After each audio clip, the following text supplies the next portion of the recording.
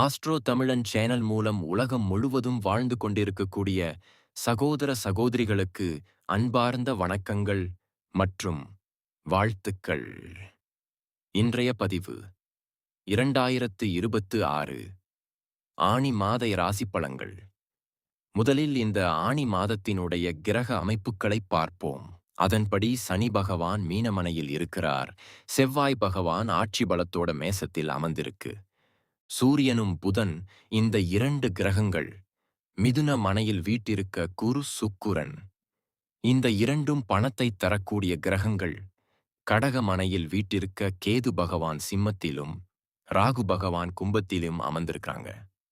சரி, இந்த மாதம் பெயர்ச்சியாக கூடிய கிரகங்கள் என்ன என்று பார்க்கும்போது, இந்த ஆனி மாதம் 7ஆம் தேதி, அதாவது 21 ஜூன் 2026 செவ்வாய் பகவான் மேசத்திலிருந்து ரிஷபத்துக்கு பெயர்ச்சியாகிறார். அதேபோல இந்த ஆனி மாதம் 8ஆம் தேதி புதன் பகவான் கடகமனைக்கு பெயர்ச்சியாகி பிறகு வக்கிரமாகி மீண்டும் வந்து மிதுனத்துக்கு அமரப்போகிறது. அதாவது ஆனி மாதம் 23ஆவது தேதி அதேபோல் சுக்கிர பகவான் பெயர்ச்சியும் இந்த ஆனி மாதம் இருக்கு. அதாவது ஆனி மாதம் 20 தேதி 4 ஜூலை 2026 சுக்கிர பகவான் கடகத்திலிருந்து சிம்ம மனைக்கு பெயர்ச்சியாகிறது.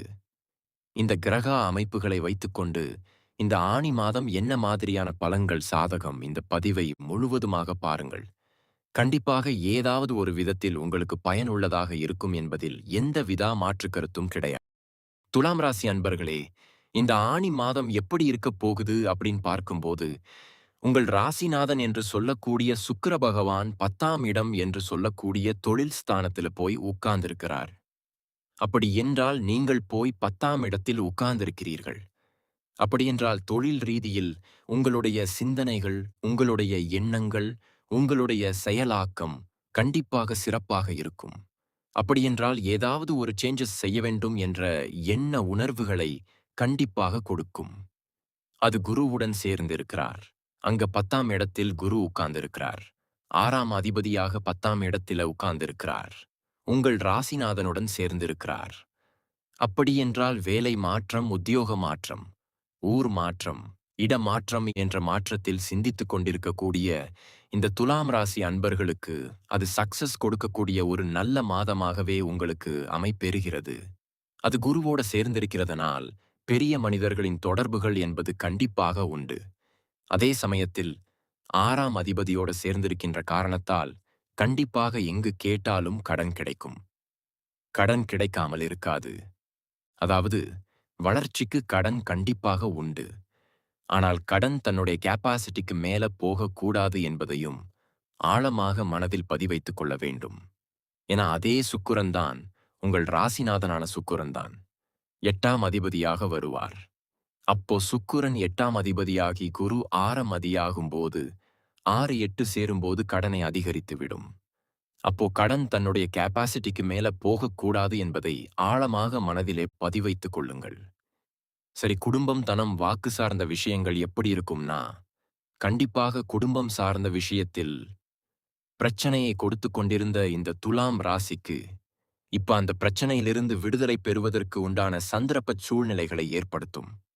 குடும்பம், தனம், வாக்கு சார்ந்த விஷயங்கள் எப்படி இருக்கும்னா, குடும்பம், தனம், வாக்கு சார்ந்த விஷயங்கள்.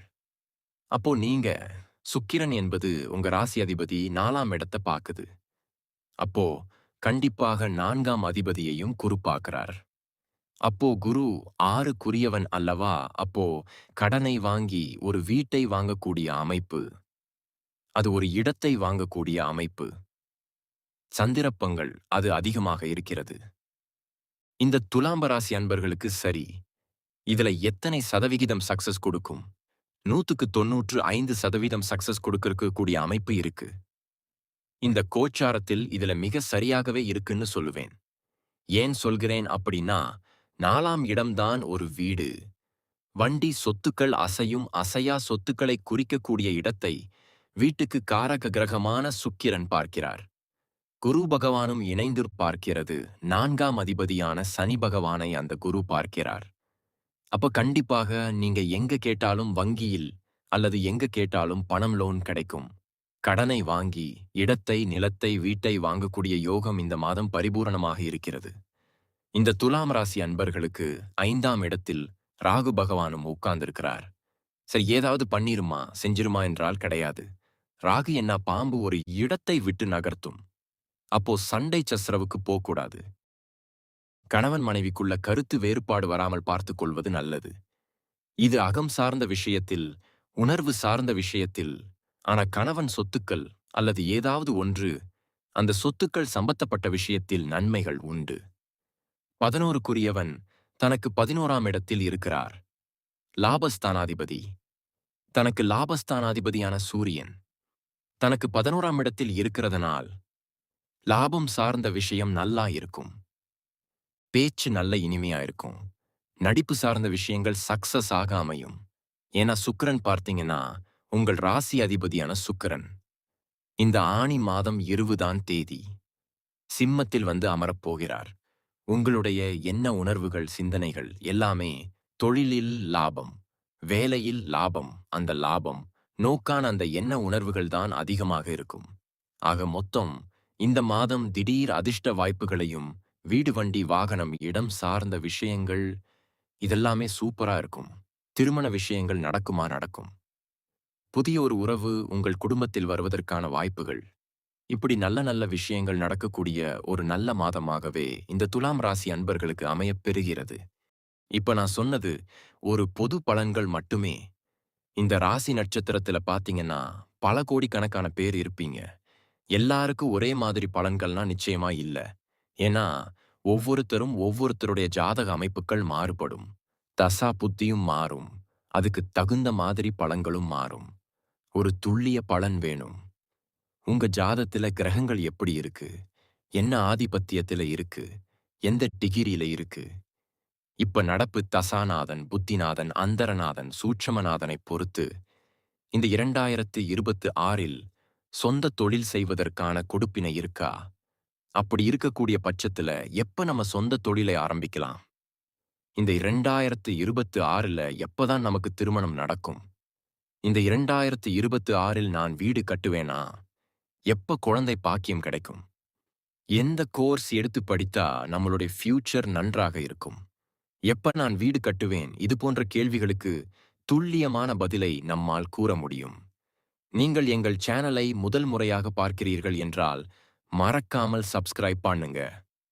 மற்றும் பக்கத்தில் உள்ள பெல் பட்டனையும் ஆல் என்கின்ற நோட்டிஃபிகேஷனும் கிளிக் செய்யவும்.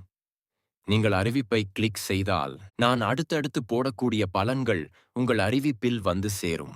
இந்த ராசியை பின்பற்றுபவர்கள் அனைவருக்கும் நீண்ட ஆயுளும், செல்வ செழிப்பும், செல்வாக்கும் கிடைக்க வாழ்த்துக்கள். நன்றி மற்றும் நல்வாழ்த்துக்கள்.